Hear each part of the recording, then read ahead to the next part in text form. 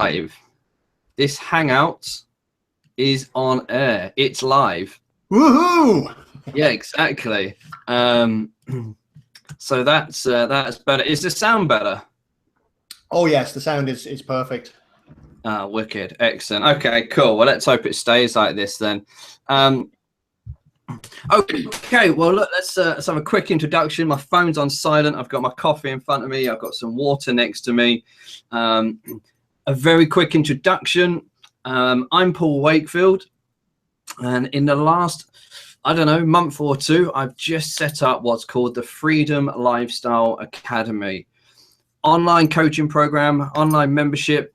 We're doing boot camps, mastermind groups, and the Freedom Lifestyle Academy is, our mission is very simple, really. It's to build a community of like-minded individuals who want to share their message with the world, have an impact on the world, while also living a freedom lifestyle. Okay, so this is about being a successful business online, but we're talking about spirituality, personal development, online marketing. We're doing all sorts. We're covering all sorts. There's some really exciting things happening inside the academy, and one of them is this. I've decided to do a weekly TV show, the Freedom Lifestyle Academy TV show. Now, in the last week, I've got an awesome team that's come on board. They are all coaches in their own niche, in their own field. We've got confidence coaches, we've got book coaches, we've got internet marketing coaches, we've got an array of all sorts. So it's really exciting. So the weekly show is also going to go hand in hand with our brand new Freedom Lifestyle podcast, which all starts on the 1st of August. And the TV show is very simple. As I said, it's a weekly show. We're just going to be hanging out. Sometimes it might just be me on my own. Sorry about that one. And other times it's going to be with guests, and it's going to be with our team. And today I'm extremely excited because in the last week or 2 weeks, it might be, one of the coaches who's joined the team of the FLA, and I'm going to keep saying the FLA, which is the Freedom Lifestyle Academy. It's so much easier to remember. One of the guys who has come on board as part of the team is Keith Blakemore Noble. Now, in the last probably week or so, I've got to know him really well. He's currently going through one of my coaching programs. He's got some awesome things to share, and his big thing is about confidence.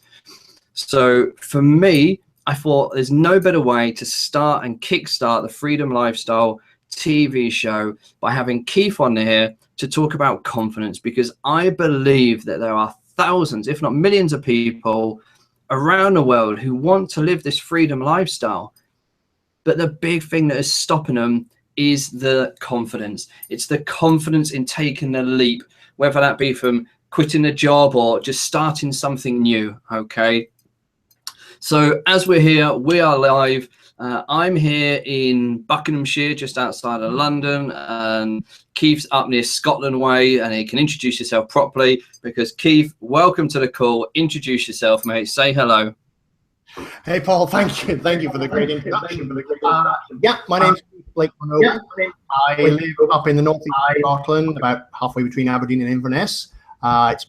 Believe it or not, it's beautifully sunny up here at the moment. We do get good weather here, believe it or not. You're lying. You're lying. Come on, let's start this up by being honest. It's miserable, it's raining, it's horrible up north. It's always sunny somewhere. Of course. So yeah, I'm the confidence alchemist. I been working with people for a few years now on all matters related to confidence, because the thing with confidence is it's such a fundamental thing, and it's lack of confidence that causes so many of the problems, not only in our own lives but also in the world at large. Now I know we're going to be focusing on confidence for individuals, and in terms of building the lifestyle that they seek, and that's what we're going to be focusing on. But just to give you some context why I mean it covers such a huge thing. Well, I tell you what, I'm going to hold you there, because before we go into too much detail about that, what we really want to do. Let's just introduce you properly. Let's just say who you are. Obviously, we're going to talk about what you're doing, and we're going to share your expertise. Let's share a little bit about you. How did you get into business? Obviously, you're on your journey, on this freedom lifestyle journey. You've been in business, I believe, for several years. But let's just tell people a bit more about you and how you got into this, and how you're sort of following your dream, your passion. All that. Then I think let's go into exactly about confidence. So this is the reason why I've done this. As I said, this is live. This is live on Google Hangouts. I'm not kidding you. No bullshit here. But this has taken probably about 20 minutes, 25 minutes for us to actually figure out how to use this. So we've got two guys here, internet marketing people, and it's taken us about 25 minutes or so just to figure out how to do a Google Hangout, which is quite amusing. So yeah, let's just say, so again, it's introduced. We've said, yeah, your name's Keith. How did you get into doing what you're doing? What's your past story? What's your history? Let's just go into that then, mate, because I say, obviously you've had to find that inner belief, that inner confidence in yourself, to take that leap, to start following your freedom lifestyle and your freedom journey. So how did it all start for yourself, mate? Great question. How did it all start? Well, before I got into working on confidence, for 20 years before that, I worked in IT. That's kind of what I loved, and that's what I built my entire career. And I was doing well career-wise in it, but I had a massive problem, and that was I was painfully shy. So meeting strangers was nigh on impossible. I just freeze and panic, which is probably why I kind of got into IT, because there's this stereotypical stereotype about IT people being quite insular and so on. And there's a reason for that stereotype. In many cases, it is true, because computers, fantastic. They don't argue back. Yeah. It's easy to. And they also take you a long time to figure out how to work the damn things as well. Well, not half as long as it takes to figure out how to work people. Yeah, very true. Very true. Yeah. So I was going along through life, okay, doing well in my career, but in my personal life, because it's when you're painfully shy, it's really hard to make new friends. So you become increasingly lonely. Going to parties gets harder and harder and harder, because how can you go to a party when it's full of people you don't know? It also kind of hurt work as well, because your career reaches a point where the way to develop is through networking, through the contacts that you make, through things like networking events, seminars, and so on, all of which involve speaking to strangers. And when you're painfully shy and can't bring yourself to speak to strangers, you don't make those contacts, your career kind of plateaus. Yeah, for sure. Yeah, that's the position I was in, and it all came to a head one time when, against perhaps my better judgment, I ended up going along to a Christmas party that was organized by, there's a group I was in online. This was before the days of Facebook, and we used to chat online and so on. And somebody said, let's have a Christmas party. I thought, how hard can it be? I know these people online. Of course, getting there, it turns out it's very hard, because it's completely different meeting them in the flesh. And to cut a long story short, I ended up locking myself in the toilets, for half an hour, had a full-on panic attack, and then fled from the building. Wow. I didn't even stop at the coat stand to collect my coat, because that would have meant speaking to someone. I was just in that bigger state. I thought, you can't go on through life like this. What's life going to be like if you don't change? It's going to suck. You have to do something. So that's how I stumbled by accident into what I do now. It was initially just to fix myself. Just out of interest, if you don't mind me asking, how old was you then when that happened? When that happened, I would have been about 43. Wow. Okay. So I'd had this for a long time. That's incredible. Yeah. Wow. Okay. That's really, because again, I mean, I've had a panic attack myself, but this show isn't about me. I've had a few, and I've dealt with anxiety and stuff. So yeah, that's fascinating. I completely get that. It's not a nice feeling at all. So then that led into then. So in a way, although, and this is good, because like I said, the FLA is about you know, it's about change. It's about personal development. It's about all sorts. So that's created a huge change. That was obviously a big wake-up call, a big realization where you thought, yeah, shit, you know what, I need to change. I can't carry on like this. I need to do something. Which, you know, that is a huge wake-up call. So I'm guessing that was the moment where suddenly alarm bells are ringing. Like you said, you can't carry on like this, right? Exactly. I mean, before then, I'd always sort of thought, oh, I must do something about confidence. I'm fed up of being alone, but never did anything about it. But that was it. It was like, oh, this really is bad. We have got a problem here. We've got to do something about it, and that's what kicked everything off. Wow. Okay.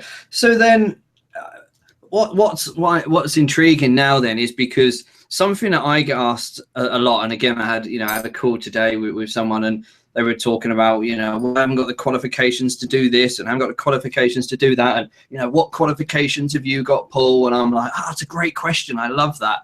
And I went, oh, you've got shitloads, haven't you? I'm like, no, I actually haven't got any. And they went, what? I said, I don't have any. I left school. I got no qualifications, nothing. You know, it's just purely everything I do is based on life experience.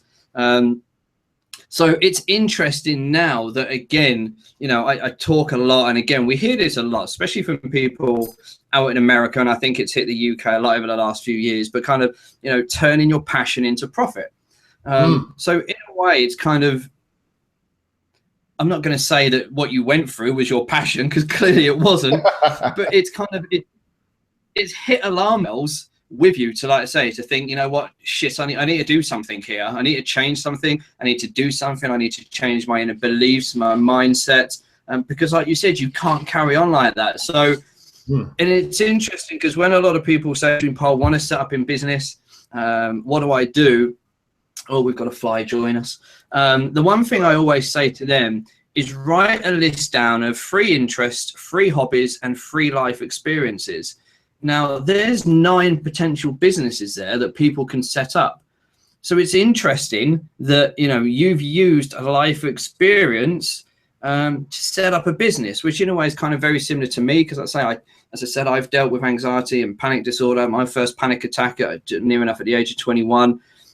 So I've used life experiences to do what I do, to kind of set up my business, to share my message online. So it's amazing as well that you've done that. So after all of that, then, Kerry, you were still employed, right, when all this happened? Yes, I was still employed in my IT role at that point. So at what point then, from this happening, at what point then think, you know what, sod it, I don't want to be employed. I want my own business. You know, what kind of triggered it and gave you that kind of kick up the backside to go, right, let's do this as a business? I guess there were a couple of things which happened, which some you could say force it, or you could say enabled it to happen. The first is when I started learning all the stuff that I've learned now. I wasn't learning it with the intention of setting up a business. I was learning it purely from the intention of, I want to fix me. I want to fix me. And being techie and geeky, I wanted to find out as much as I could about the stuff. So I learned a lot about hypnosis, and NLP and all these sorts of things. Actually, on the hypnosis side, that's interesting. When I told my sister that I was now a qualified hypnotist, she said, you know what, when you were about 12, you used to go around pretending you could hypnotize people and said, I'm going to learn how to do this one day. And I'd completely forgotten that, but she's absolutely right. So that is amazing. That is amazing. Obviously, that was a passion from way young. So, I love that. And I tell you, it's funny. And again, sorry to keep, but this is what I wanted to do, is completely live and have this, because I know it can go into tangents, but and go off in all directions. But something you just said there, which is amazing, because funny, my mum had a load of old pictures out a few weeks ago, and some of the pictures that she, you know, from when we were kids going abroad and various different things. Now, people that can see me, you know, I've got all these things, bangles and all sorts all around me, and you know, that's to me, that's the way I am. I've had them on there for years. One of the pictures that showed me was, again, at a kid, I was probably 8 or 9, out in, I think, Portugal or Greece. And I was at a shop, which had one of these big stands on by the beach in Portugal. And I was buying all of these little things at the age of 9. So I said to my, I was like, wow. I said, so that's, from there. And I think when I got them then, they become, I was buying them because they were probably like memory things. Yeah. I could take them back and I thought they were cool.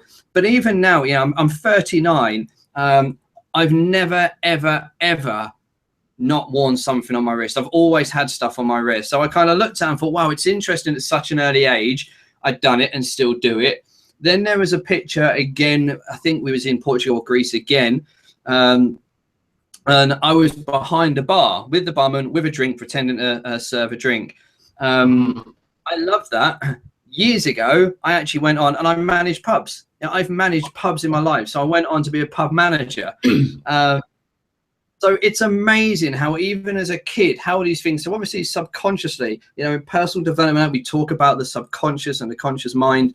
So obviously subconsciously there I was doing that and I went on to do it. And even stuff with myself then, being a kid, talking about that, now going on to do it. That just shows the power of the mind, really. Fascinates me. And I know I've interrupted you there, but that fascinates me. It really does. So that's amazing. So yeah, carry on. Sorry, I'm going to keep doing this because little things like this are going to trigger it. But this is why I want to do this. So, so for people who watch this is going to be an ongoing thing with Keith and other guests. So if we don't get round to Keith talking too much today because of gobshite ear, there will be more opportunities. But that's amazing, mate. I love that. So yeah, sorry, carry on. So you're right, and you're actually. You're absolutely right. It's amazing when we look back to our childhood, basically before society tells us who we should be. That's where we find out the things that we wanted to do. Because when I was young, apparently, and I'd forgotten about the hypnosis thing. I said I'm going to learn how to do this. I also remember putting on magic shows for family, and nowadays I do magic as well. And I also decided I wanted to be an author, and I've since become an author. It's amazing. Pay attention to our dreams when we're young, because that's what we really want to do. But anyway, so I learned hypnosis, learned NLP, not just as a practitioner, but to the point where I'm certified to train other NLP trainers. That's how deep I went into all of this stuff, because I wanted to really learn it. Again, it was just to fix me.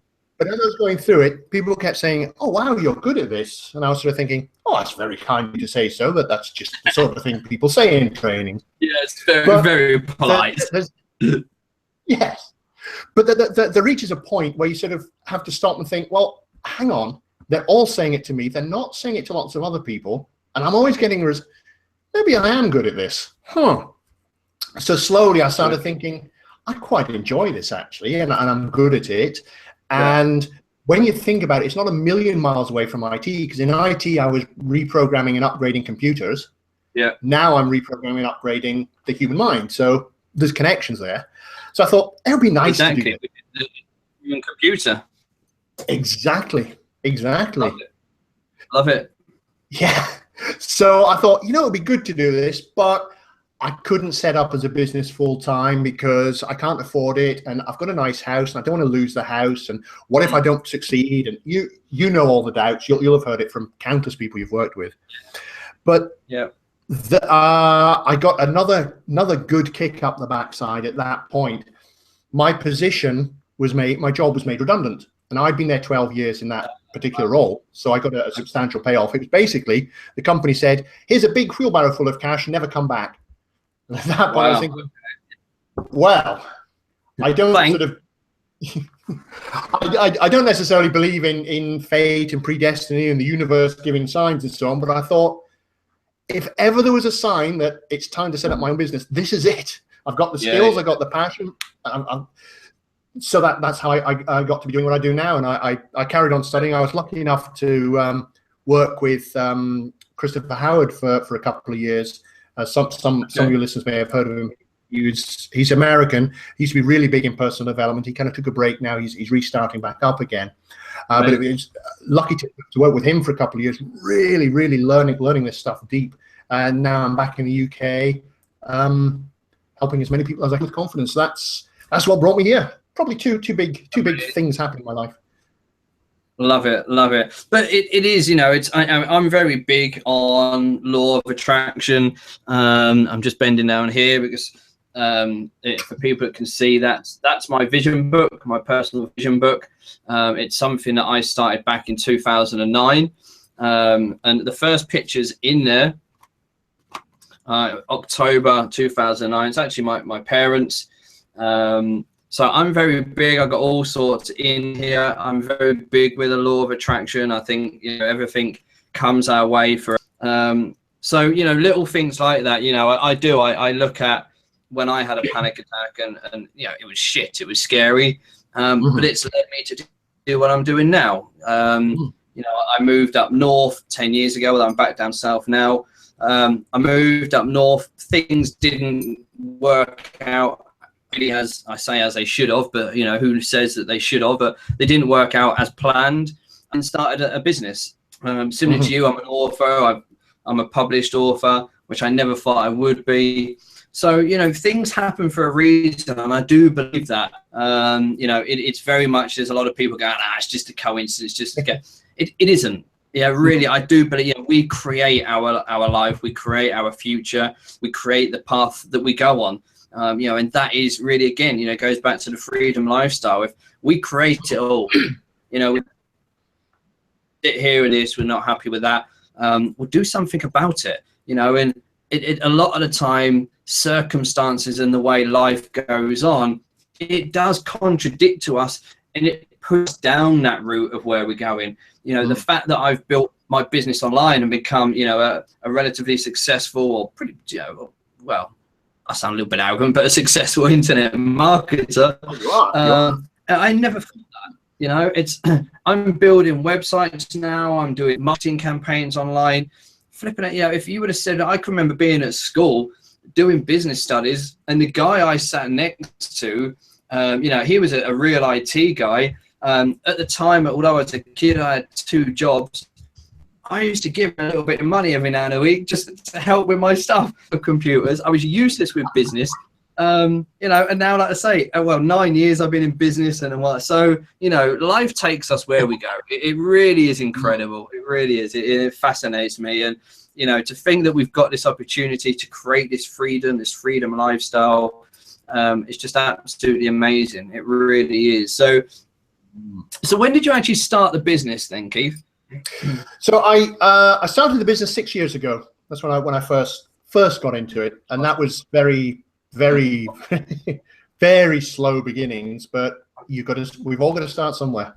Oh, damn right. I mean, what's the business called, Keith, for people who aren't listening? People who are listening. Well, whether they're listening or not, the business has still got the same name. Love it. The business is called Be Your Change. Awesome. Although the brand that I mostly use at the moment is The Confidence Alchemist. Yeah. And it's been an interesting journey. When I first set up, and I know you talk about niches. In fact, that book that you just showed us, I felt a tingle when I saw that, because I've just been reading about that in your No Excuses, No Limits book. Just 2 days ago, I read, you know, when you said to go out and get one. So I was, oh, there it is. But when I started in business, full of and I've got my own one on order from Amazon, so definitely taking action there. But yeah, when I first started, I had no clue about what niche to do. I just thought, I'll help people change. Be Your Change. That's a good name. I wanted to be The Change, but somebody had it, so I went for Be Your Change. Struggled for a few years, obviously, because when you attempt to appeal to everybody, you kind of don't to anyone. I eventually settled on, it suddenly hit me, confidence. Of course, what was the thing that triggered me and changed me? It was confidence. That's what I know. That's what I can share with people. So that's when I started doing it as confidence. So I have the brand The Confidence Alchemist, which is under the company Be Your Change. So it all fits, and there's now a nice big. I'm pleased that you actually got Be Your Change and not Be. change. That's much more. That is what we need to do. You know, we need to change. It's about changing ourselves, changing our mindset and our inner belief. Whereas being the change, you know, so we all want to, well, we don't all, us who are crazy enough to do this sort of stuff, we do it because we want to make a change in the world. I can't remember who said it, but I once read that those who are crazy enough to think that they would want, no, I think it's those who are crazy enough to want to make a change in the world are generally those who will make a change in the world, something on the lines of that. Yeah. And I think be your change. I really liked it. I do really like that. And I know, like I say, when you got involved with the FLA and become part of the team the other week, that's one of the first things I noticed. And I think one of the first things I said to you, I love the name of that. So, I mean, in a way, kind of similar to me, my company's called the Wakefield Group Limited. But then acting under and working under is the Freedom Lifestyle Academy. So, you know, so very similar, but I love that. And it just gives you an opportunity, I say, you know, kind of pull other things in, which, you know, I know you and I have spoke about, which I'm not going to talk about now because we're going to do a lot more of these and we'll be able to talk about your journey and what you're doing and your plans and everything else. So, so I really like that, mate. So that's amazing. So, so what is it you want? I mean, I'm going to start throwing a few questions at you now, because like I say, we could quite easily dive into the confidence stuff, but I think, you know, to make these good, I think we should go and you know, we do a few of these, and we'll talk a bit more about that in a moment. But what do you want? You know, you're on this journey of freedom, mate, and you know, you're there. You've got your business, so in essence, you know, you've got the freedom. For me, there's various parts of, you know, it's having that financial freedom, that personal freedom. So there's lots of things that put into it. So what is it you want, mate? What do you want from life? What do you want from your business? Where are you going? What is it you want? Hey, start with the easy questions, why don't we? Hey, brilliant. Good job you're on a computer. You nearly got soaked there, mate. What do I want? Well, I guess I'd throw the question back to you. What do I want in what terms? In what sort of context? So what do you want from life? Why are you doing this? Why did you know, it's for me, you know, if people say to me, what do I want? I'm on a mission and I have a huge vision. But my mission is to create 600 safe and secure, well, to create a safe and secure future for 600 young people out in India. Yeah. That's what I want. That's what I'm working towards. So people who get involved with the FLA, and again, I'm not going to go into, I'm going to, you know, do a bit of a show on my own about that and introduce me and whatnot. So for me, what I want to make a safe and secure, create a safe and secure future for 600 people out in India, which obviously includes my outsource center and me working with a charity, etc. So I suppose another way of looking at it, and we always say, what's your why? I say, what is it you want? Why are you doing this? What do you want from life? There's about 50 questions there. Feel free to answer any one of them. So, yeah, what is it you want, mate? Yeah, cool. I guess the way I would answer it would be to share my what I see as my purpose in life, which I guess kind of drives everything that we do. And my purpose is all around helping us all to see that we are all different, and that's good. It's a good thing we're all different, helping us to celebrate our differences, helping us to have the confidence to be who we are, accept ourselves for who we are, which allows us to accept everyone else for who they are, which allows us all to work together, and together, using each other's strengths, we can lift the whole of humanity up. So that's it's a small purpose. It's a very small one. Tiny. But again, that's what's driving it. It's so important. Yeah, it's so important because there's so many people. And again, you want for me, and this is why I say freedom. You know, it can cover all sorts. You know, you create your own freedom. You know, what freedom means to every single one of us is different. You know, which is what I love. It's not just about having a business and a lifestyle business that creates freedom. It is that inner belief, that inner selves, and it's about being true to ourselves. It's about being real. And you're not going to have, not you personally, but us individuals, people, we cannot be 100% free if we're not prepared to be ourselves. Exactly. And that then comes down to that inner belief and that confidence.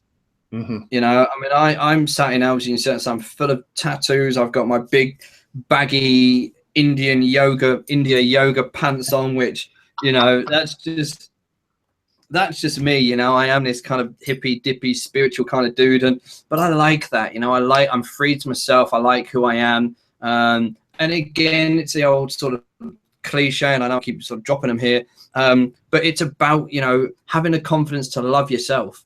You know, there's a lot of bad relationships out there, and there's a lot of broken relationships out there, which I suppose is the same as having bad relationships. But I do believe the reason why they're like that is because they do not love themselves. And, you know, for the last 10 years or so, I've had, you know, 2 or 3 different relationships that have broken up while trying to build a business. And although, you know, I can look at it and yes, you know, they were partly to blame, but also it was me. I wasn't 100% happy with myself. I don't necessarily have a problem with my confidence. I'm a confident person. I can stand on stage and I'll speak to hundreds of thousands of people, but I wasn't in a good place with myself. I've been through depression. I've been through anxiety, and I was suffering health and whatnot. Emphasize why, you know, what, 7 or 8 months ago, I moved back down to my hometown. I'm now back surrounded with my family, with my parents, surrounded by friends that have been friends all my life, you know, and suddenly I'm in a lot happier place. I've got a new girlfriend. We've been together a couple of months. I've attracted her into my life, which is absolutely amazing. She's so supportive. It is absolutely incredible. And I've never had that, you know, since being in business. So, but it's because I feel good in myself. I love myself. My confidence is coming back. There's probably some people out there that say I'm a little bit arrogant. I just think, you know, I'm just confident. And again, I think, you know, you and I spoke about this the other day, that there's a big difference between confidence and arrogance. I am a confident person, but that's because I love myself. I do love myself, and that's not me. I'm like, you know, look at me, I'm Brad Pitt or whatever. You know, I'm better looking than Brad Pitt. I wish. But I do have the confidence in myself, and I love myself, and that is the big thing. And that's where it all starts, you know. And if you can't do that, if you can't love yourself, if you can't be yourself, that's a real issue. And I think, you know, that's something I'd really, you know, sort of like to talk to you as this goes on, because again, you've had to be true to yourself, and you've had to look at yourself to realize that, you know, you weren't happy doing what you're doing. Your life was going down a bad way. Because you didn't have the confidence to go out and socialize, and you had to look at yourself and, you know, take a long, hard look in the mirror. And that's what people are afraid to do. They're afraid of change, but, you know, going the other way, that they haven't got the confidence to look in the mirror and admit to themselves that, you know, that they're fearful, they're scared. And it really is. It's, you know, it is really looking deep in yourself and admitting that. So I like that. I know I've, again, so not necessarily gone off, but I like that, you know, it's about making people themselves. It's about bringing the real you out, and you need to be the real you. You know, I see a lot of people, especially in business, probably similar to yourself, Keith. You know, I'm connected to thousands of people online on Facebook and stuff. And it amazes me. I see so many people there that are trying to be other people, that are trying to copy other people. Now, you know, what we copy from a marketing point of view, you know, we copy strategies and campaigns that have worked. We just put our own spin on it. So I'm not on about that. I'm actually on about where people are actually trying to copy to be like someone else. So, you know, for prime example is in internet marketing world, you know, Frank Kern's, you know, he's like God was, as far as it comes as internet marketing. He's huge.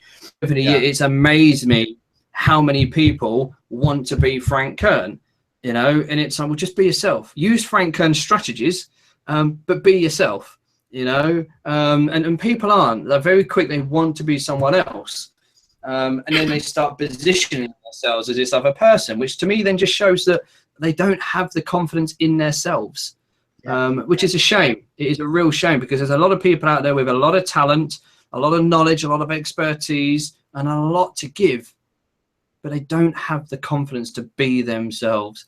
So I'm guessing really kind of that is probably the sort of things that you would do then. You'd work with somebody and bring that outer security and bring it out to say you need to be yourselves. Yeah, would that be right?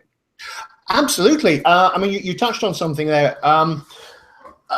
There's a saying that's used as a put down about people and say, oh, he loves himself or she loves himself, and people use it as a put down. And it's like, what is wrong with loving yourself? Because if you don't love yourself, how can you expect anybody else to love you? Now, exactly. there's a difference between being so full of yourself and arrogant and over the top. But if you give yourself the chance to get to know you and to like you and to love you, and then accept yourself for who you are, that is a tremendous position in which to be. Because with confidence, a big thing that holds many people back with confidence is, I can't do that because what if they don't like me? Yes. So what? So what? If you like you, does it matter if nobody else does? Here's the thing with being liked and being disliked. Throughout the whole history of humanity, nobody has been universally loved. Not even Christ, Buddha, or Muhammad were universal. Wow. Even they had the detractors. And I figure if it's good enough for them, hey, it's good enough for me. Most definitely. Yes, people will like you, but people will also like you. Focus on them. And you've got to look at it from both sides of things. And those who don't like you, use that as energy, to keep pushing forward.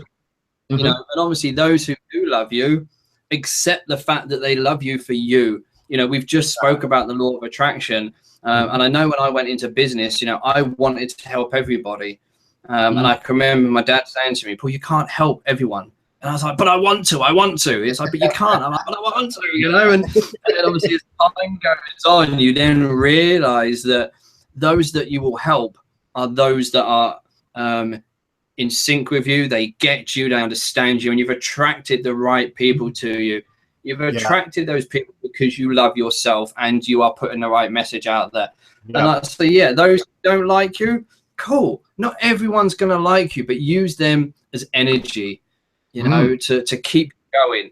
And it is true, it's a real big thing about that. And I think that's what a lot of people are scared of, which is why they try to be someone else. Absolutely. Because they're like, well, if I can act like Frank Kern or Tony Robbins or whoever it is, then that's fine. I'm kind of hiding behind this, and I'm putting this personality and this persona on that. That's not really me. So if they don't like that person, it doesn't affect me because I'm not being the real me. And I think it's really sad. So it's use the haters to energize you, to keep you going, to keep you determined. But just by being you will attract the right people. But you can't do that until you love yourself. So it's a complete circle, which is really powerful. Yeah.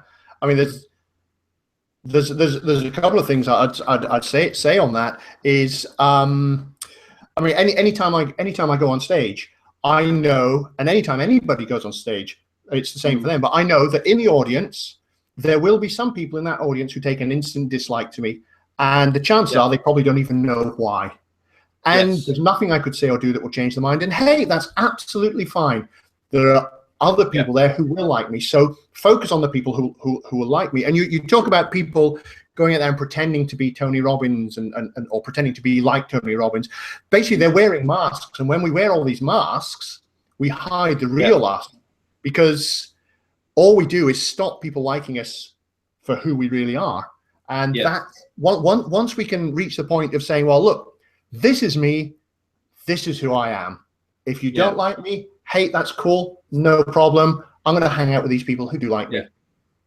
That's such a liberating place to be, because when I first started speaking, I would sort of think, oh, there are things about me which I can't say to the audience because they might not like me. But now if it's appropriate for that stuff to come out, it comes out. If people don't like me because of it, hey, that's no big deal. They were never going to be people who would want to work with me anyway. But I also attract other people who are going, wow, He's so open and honest about that. Yes, I want to. This is the guy I want to work with. He understands. So Exactly. be open. Be able to say, "This is me. This is who I am." Have that confidence in yourself. Yeah. You can truly work wonders in life at that point. Most definitely. Yeah. I mean, I'm very blunt. I'm very controversial. I do swear, which is me. And again, that's me. That's who I am, and I don't want to. I wouldn't change that. And for 20 years, I've been a consultant working with corporate companies, and for 8 years, I've done it in my own business. But 4 years ago, when I started doing the coaching, I thoroughly enjoyed that because I was being me. The reason why I come out of a job was because I was sick to death of the corporate world. In the last job I had, the guy said to me, "Look, to be fair, you're past the stage of being an employee. Go and set up your own business," which is, kind of what kickstarted everything. So I am me. I love being me. I'm proud of who I am. But I'm confident at that. Yes, I do swear. Yes, I'm honest. I'm blunt. I'm truthful. Yes, I'm controversial. I have an opinion, and I'm not afraid to share my opinion. But at the same time, I'm very quick to put my hands up and say, look, although that's my opinion, I'm not saying it's right. I'm just saying that that's my opinion. And it's interesting that when you share your opinion, those who aren't confident within themselves, they were very together you and very. Whereas if I was confident in themselves and felt better, then they would go along and they would share their opinion. And I've had so much debates and controversial stuff online over the years because of me sharing my opinion. And I'm like, well, I'm not going to not share my opinion because this is who I am. And I've got the confidence in me to back it up. I'll share my opinion on stuff that I know. I'm not going to start sharing my opinion on shit that I don't know because I'll make a complete fool out of myself. But having the confidence to do it, it really is. And like I say, again, I'm not going to enter too much detail about me because I'm going to do a show on my own. But I was very heavily bullied when I was younger and at school, and I talk about it a bit in my book. But you know what? I'm so grateful that happened because it really did. When I left school and went into college and started college at the age of 16.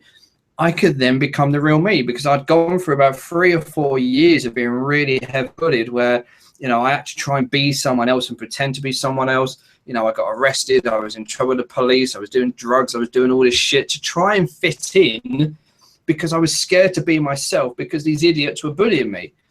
Then when I left school and went into college and I met new friends and new people, I could then be myself because I was like, well, you don't know me from Adam. You're not going to start stereotyping here. I can be myself and I can get to know you as myself, and I've created some amazing friends. And I think that was the real kickstart for me, was meeting new people. And this is why I like, with what we do, we're constantly meeting new and like-minded people in business online, and I can be myself. Yes, they're going to judge me, but that's down to them. I can't please everyone. I have something that I do. I was booked 3 or 4 weeks ago, whenever it was, to do a talk at a business event here, and it was based on my 8-second rule. And again, I'm not going to go into too much detail. I know I keep saying that, but there's different shows and things I want to talk about. But that 8-second rule is important. It's about how you come across as a person within the 8 seconds. People are going to judge you. Your website, your business online, people are going to come to your website, and within 8 seconds, it makes up their mind. If there isn't value for them to stay there, they're going to go. So all sorts. And it goes with that. So, your confidence, you should ooze confidence, but not in an arrogant way, but in a way that's going to attract the right people. And this is what I'm doing with the FLA, just putting messages out there, being me and attracting the right people. And that's what I want. I don't want every Tom, Dick and Harry to be involved with it. I want to attract the right people. I want people who are attracted to me, not physically, but attract to the message that I'm trying to get out there. Well, I mean, they might be physically outside to them. I can't blame them, but again, it goes from a confidence thing. So if I could sit and talk for ages about this. I know we've done about 40 minutes, and I want these shows to sort of be 40 minutes to an hour long. So kind of looking at this, we're sort of round up in about 20 minutes or so, and let's just touch on the very basic kind of stuff of what you do within confidence, then, Keith, because I'd like to do Talk about, you've got 21 steps, I think, to gaining confidence or something like that, isn't it? Just talk about that briefly, and then we will do other shows where we're going into a little bit more detail about that. But I do want people to be very aware that people that are going to come on here, guests like Keith and people within the team, yes, they're going to share content with you. They're going to share their expertise, their knowledge and stuff like that. All of these guys have got their own websites, they've got their products, they've got their services. On the Freedom Lifestyle Academy website, we're just putting a page together where you'll be able to go to the team, you'll be able to see who they are, what they do, you'll be able to link to their websites and stuff. So although I want these people like Keith to talk about what they do, for me, I don't think it's fair for them to go into a ton of detail, because it'd be great for people to reach out to you. This is about getting exposure for you, helping you to get exposure, position yourself, excuse me, to give good quality. Let's just respect the guests and people that are going to come on here, that you can reach out to these guys. At the end of this call, I'll speak to Keith and I'll ask him, where can people reach out? So without sort of going into too much detail, because like I say, we will do a lot more shows together with you, Keith, and have you on it. Talk a little bit more then about the confidence, the 21 steps or 21 strategies or whatever it is, mate, because I find that really interesting. Sure. It's called Reclaim Your Confidence, and it's kind of a 21 step. It's kind of underlies everything that I do when I work with people. It's 21 steps to confidence. I'll go through some of the steps. The first one is realize, and that's where we go on about realizing where you are, realizing just how much confidence or lacking of confidence is contributing to your situation, realizing that we're not born lacking in confidence. We're certainly not born shy or scared, as anyone with young children or toddlers or babies who have learned how to crawl will know. They are scared of nothing. Yeah.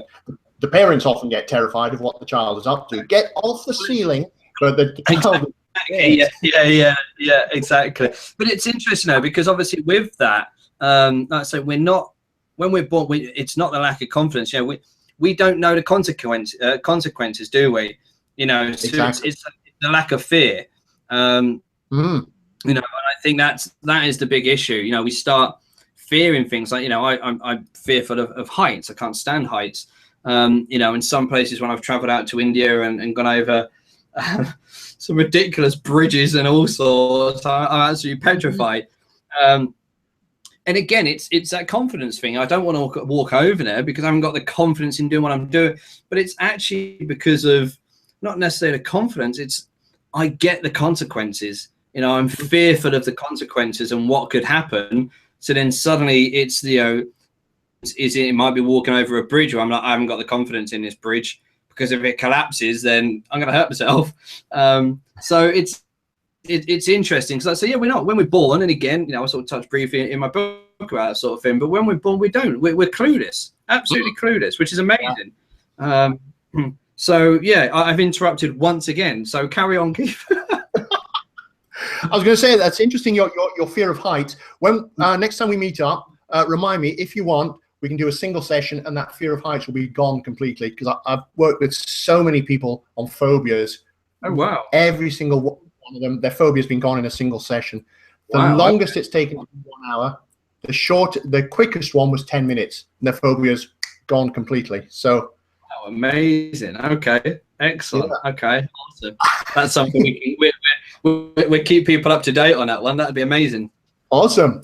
It's so reclaim your confidence. The first step is realize, and there's a lot of realization around there. The next step is E, which is emotion, because when we lack confidence, there's huge amounts of emotion there. If there wasn't, then we'd be all right, because if there wasn't all of this emotion there, then it's not going to be a problem for us.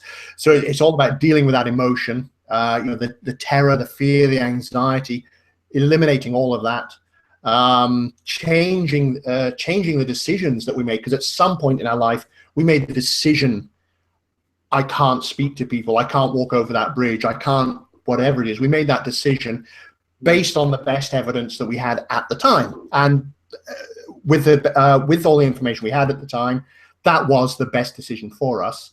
Obviously, it has unhelpful consequences, of which now we can see there's better decisions that we could make. So it's all about getting the unconscious mind to change those decisions that were made when we were really, really young.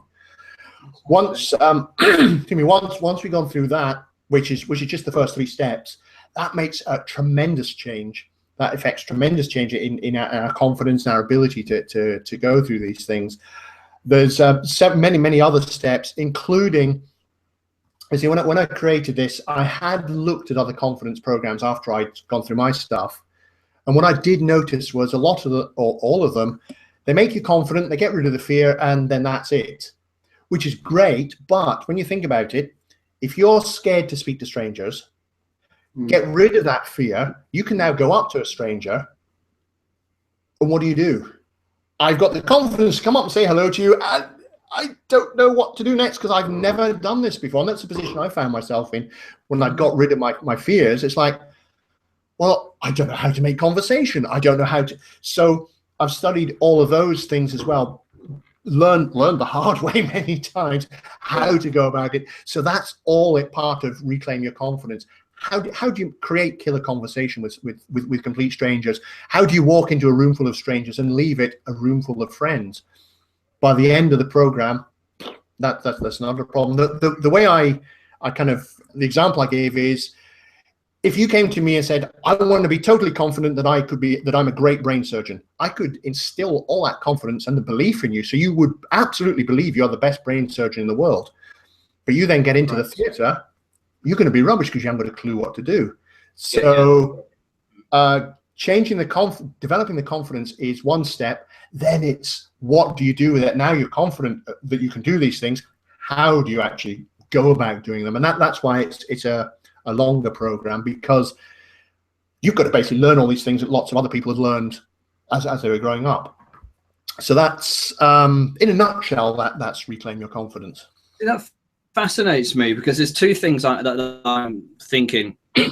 So we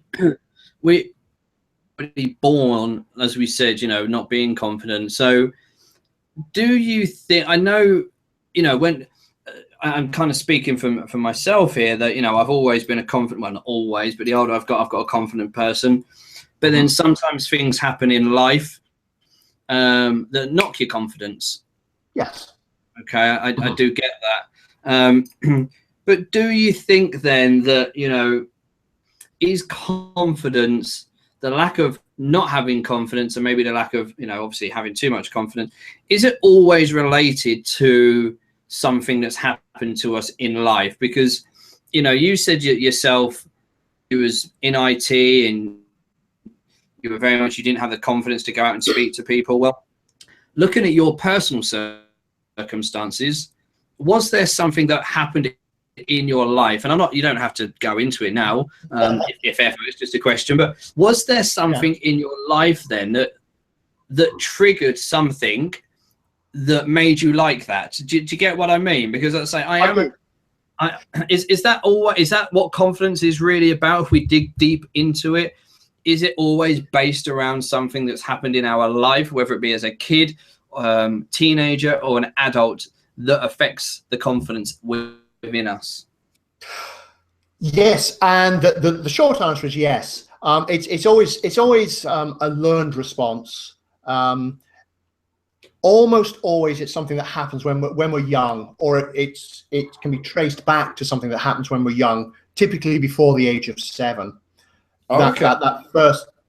Generally that first sets it off. Now, it is possible for us for something to happen to us later in life, which can trigger it. For example, somebody drove into the side of my car once, wrote the car off.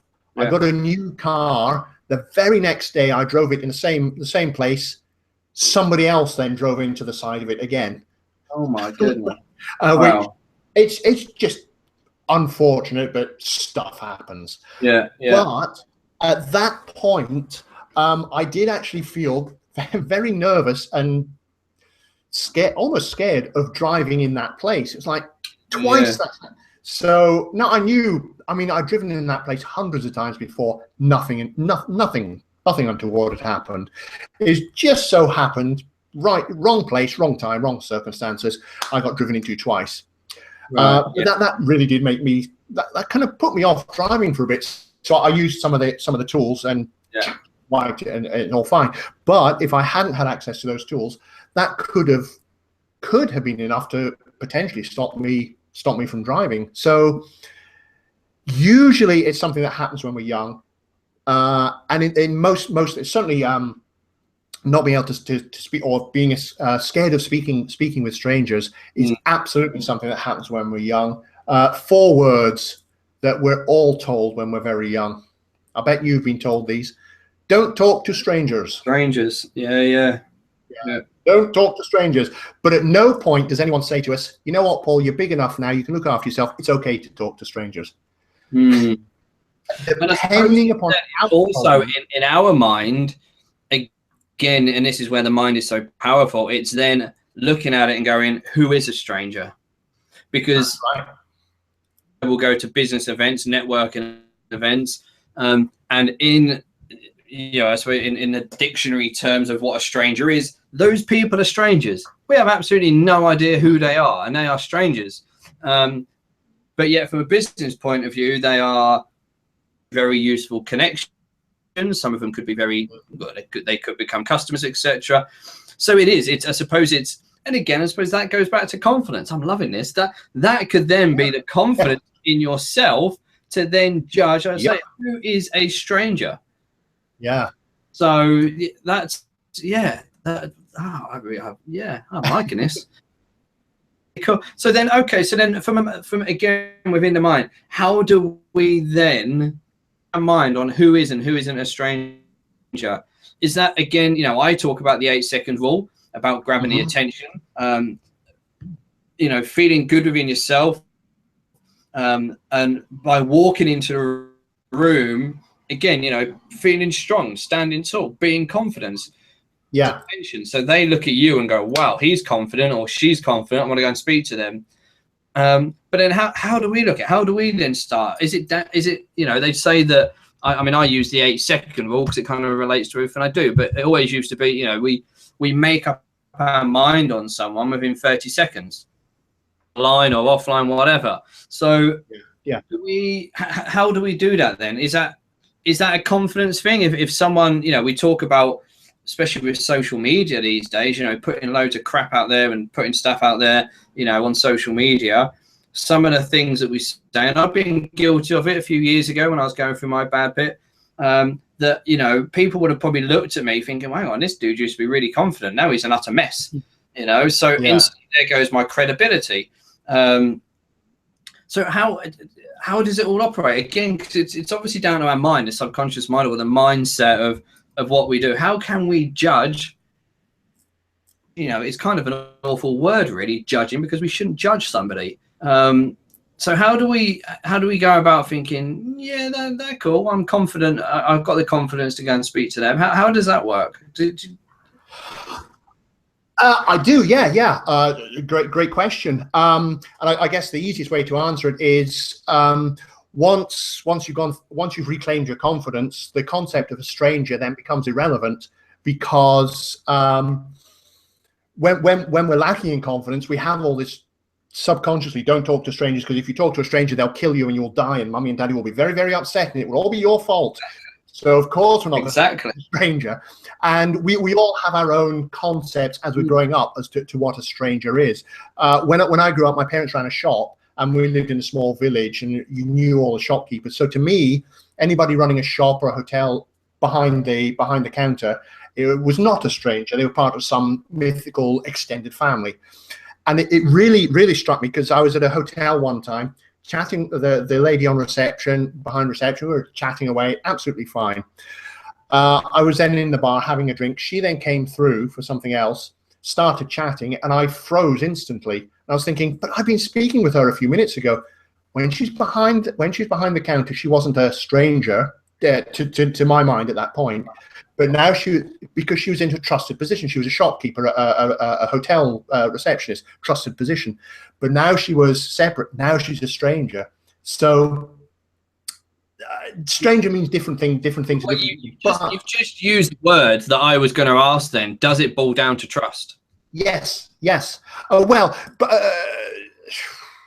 not necessarily. It boils down, because at that point we've got the program going around in our mind that stranger equals danger, stranger equals death. Keep away from strangers. Is this person a stranger? Yes or no? No. Okay, I can deal with them. Yes. Run. It's at the very simplistic level. But once you've reclaimed your confidence, once we've gone through all of this, the concept of a stranger is irrelevant, because whether they're a stranger or not, you still have the same. Yeah, I'm confident. I'm fine. I can handle this. I know this person. I don't know this person. It really doesn't matter, because at that point, then you're treating them as, yep, this is somebody I don't know. Okay, I can find out more about them, and I feel comfortable and confident about going up to them, making conversation with them, finding out more about them. Now, you ask about trust.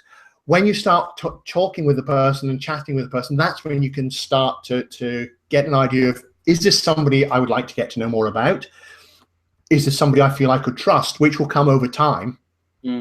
But you've got to be able to be speaking with them and making conversation and finding out, asking them great questions, none of which you can do if you're terrified of strangers. But once you've got the confidence to be able to approach anybody, it doesn't matter whether they're a stranger or not. That doesn't factor into the equation in the slightest. It's really interesting and quite bizarre in a way. But the whole concept of stranger just becomes, okay, somebody I know, somebody I don't know. Wow, big deal. It is, and that could be a topic on its own. I'd love to.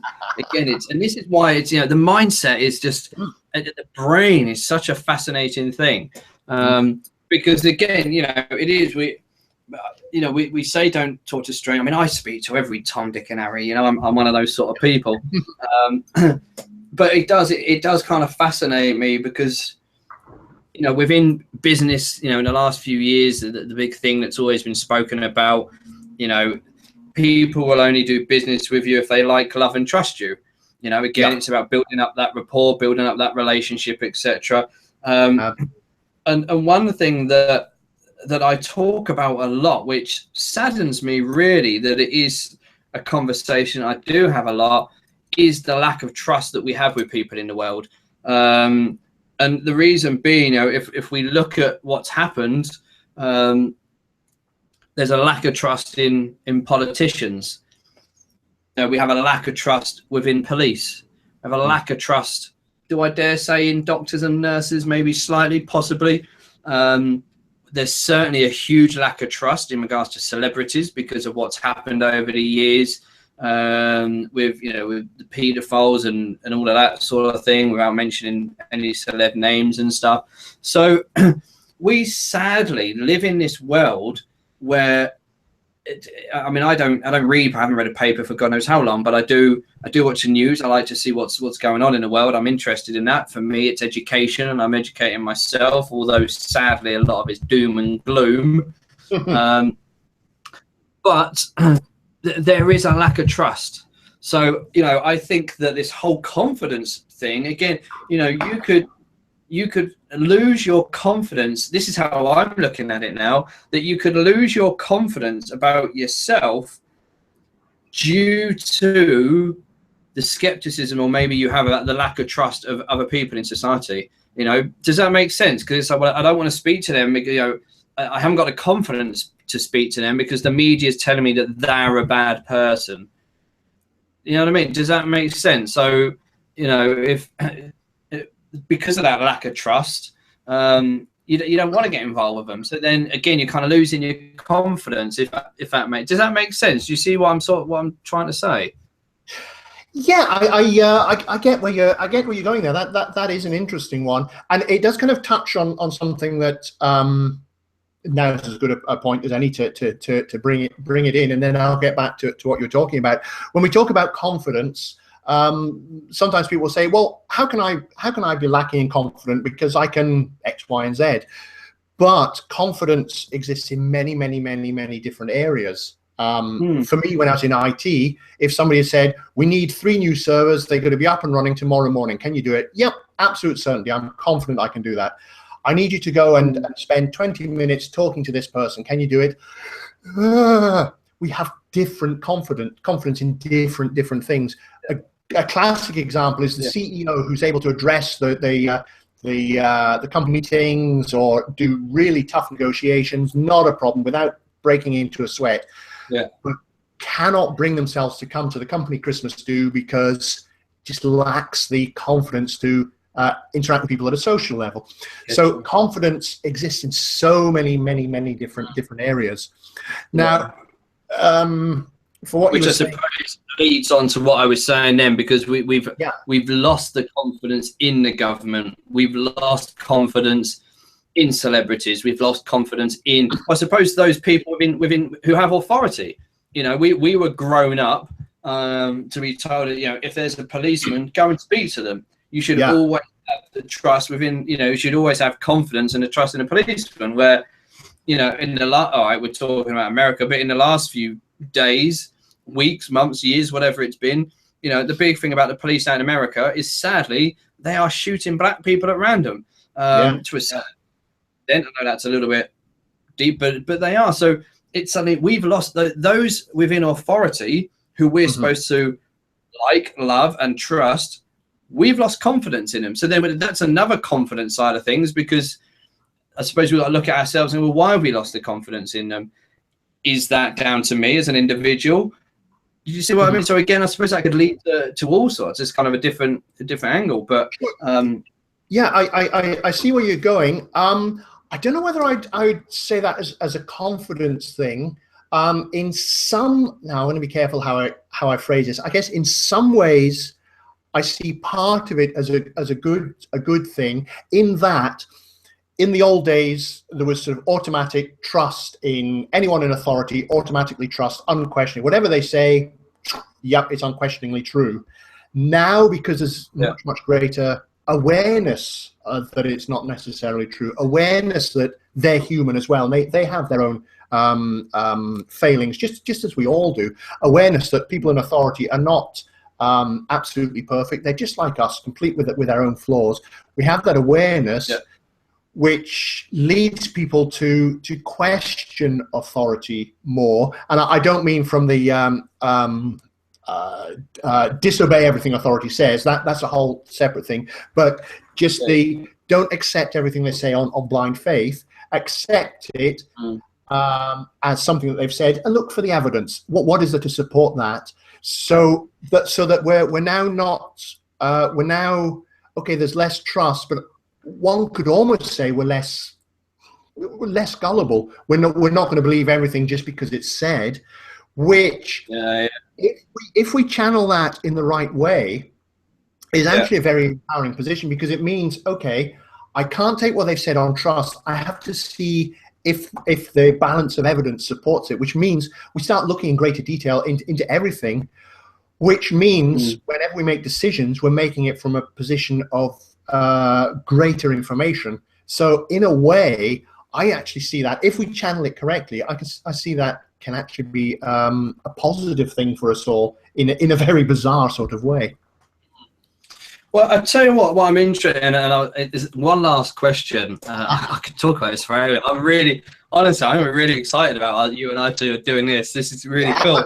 But for me, do you think then, and we'll leave it on this question once you've answered it. Alrighty. Do you think the whole online world and social media, because it's given us more exposure to the world and what's happening, it's very easy for people to hide behind a computer and talk? And, you know, I'm talking from experience of being bullied and everything else. Do you think the online world has affected people's confidence on a day-to-day basis? In some cases, absolutely. Sometimes positively, often negatively. Absolutely. Particularly when you get online bullies and such like. They can, I mean, we've seen cases, tragedies that have been reported in papers in the news, of people who have killed themselves because of cyberbullying. And to reach that point where you have so little self-confidence that the only option you see is to end your life because of the cyberbullying, which people who indulge in cyberbullying are doing it because they feel anonymous. They would not have the courage to say those things to the person face to face. So the anonymity gives them, unfortunately, the confidence to unleash their nasty, vile side. That said, it's unfortunately a part of human nature. We always have good sides and bad sides. I mean, go back to 5-6 decades, you had poison pen letters. So it's always been there. It's just social media now, it just allows much greater access to all parts of the human psyche, from the disturbing depths to the triumphant highs. Well, it does, and it's interesting you say that, and I've just got that out. If people can see that, the victims code, October last year, I was threatened and blackmailed online for £10,000. And it actually turned out it was a gang in the Ivory Coast, and it was horrendous. It was horrendous, and the stuff that they'd done and said, they threatened my family and all sorts. I had to go to the police. I mean, this computer that we're talking on now was taken away. It was held in forensics for 6 months. They've done tests. They've done all sorts. And I'm extremely grateful. Like I said, I think because of what I've done over the years, I'm going to go back again with my vision book, with me being heavily involved with personal development. I mean, if I showed you the books alone, just some of them on the side of me here, it's all personal development stuff. I have built a very strong mind and strong mindset. I'm extremely grateful that I've got an incredible supportive family around me, and I've now got an amazing supportive girlfriend with me, which is amazing. Excuse me. But that night, so it's the 6th of October, it was horrendous. It started about 8:30 in the evening. It went on to nearly 3 o'clock, and in like early hours of the morning, and the following all day in a police station. It was horrendous, and that's through social media. And I'm not saying, and this is where I want to leave on it, I'm not saying that I'm better than anybody else. I'm certainly not. I'm no different to anybody. But I'm sort of saying this because of what I've been through, the personal development stuff I've done. I've created a stronger person and a strong mindset about myself. And really kind of, that's what we want to do with the Freedom Lifestyle Academy. This is why it's not just about business. Yes, people are creating a freedom lifestyle business, which is amazing. But, the Freedom Lifestyle Academy, there's going to be a lot of stuff on personal development, about spirituality, and all sorts, and it's not just about business. If you are feeling trapped within yourself, if you want to find your inner belief, if you want to change your mindset to create more freedom, that the Freedom Lifestyle Academy is going to be offering that. Yes, there's going to be business coaching, but there's also going to be coaching on personal development and various other things. So that's what I kind of wanted to end there, because I have experienced online bullying. That was the real extreme. I've also, when I published my book, I had online attacks and I had threats and I had all sorts. And this is really, it just kind of gone full circle, which is nice. We spoke at the beginning here, about the mindset, about being strong and all of that sort of thing.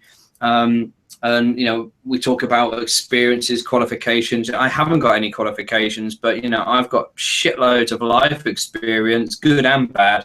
And really, like I say, this is what I'm bringing to the Freedom Lifestyle Academy, is my own personal life experiences.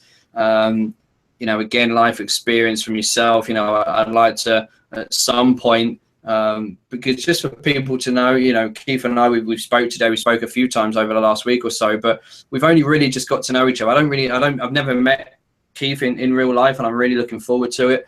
And I'm looking forward to going on this journey together with Keith and getting to know him more personally.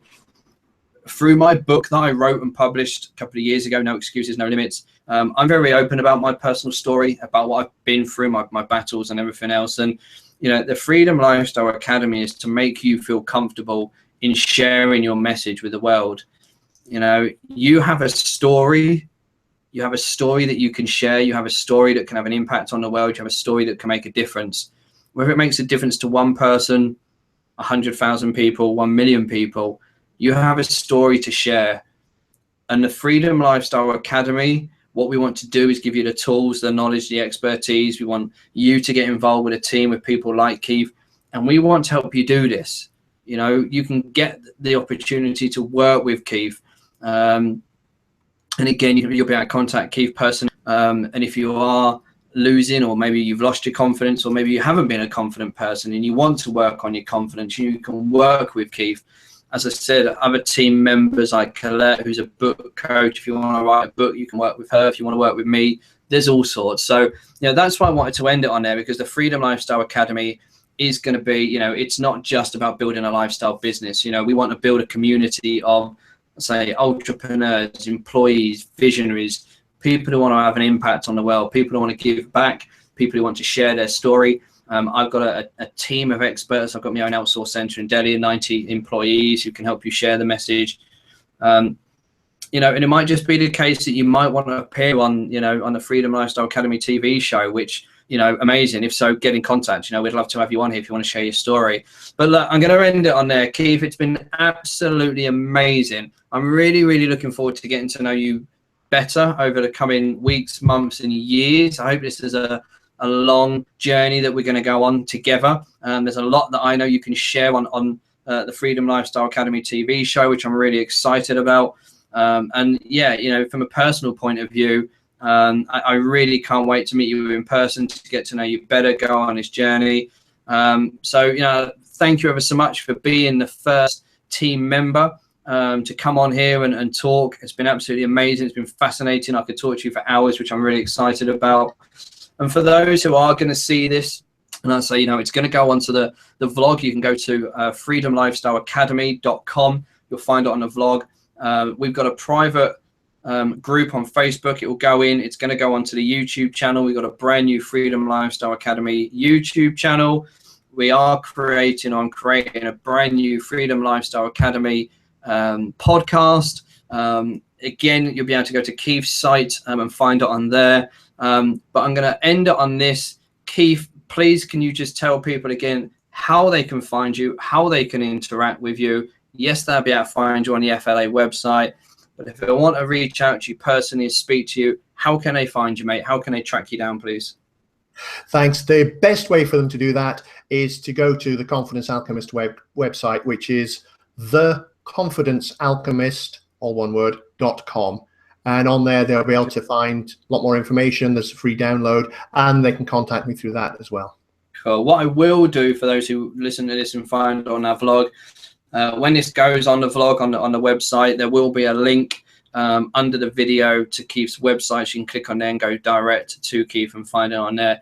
But yeah, look, one last time, absolutely amazing, mate. I've really enjoyed this. For the first episode, I hope we've given you some great things to think about. I hope we've come across as being very honest, open, genuine, giving some value. And this is really exciting. And I really cannot wait for this to grow. So thank you ever so much. One last time. Thank you, Keith. I really appreciate your time. Let's just jump on Skype or something after this or whatever. Just have a very quick chat, 'cause I know you're a busy man. But thanks ever so much to Keith, to you, to everyone who watches it. Welcome to the Freedom Lifestyle Academy, first episode TV program. I cannot wait to do more. Love and peace, my friends. Speak to you soon. Take care. Bye-bye.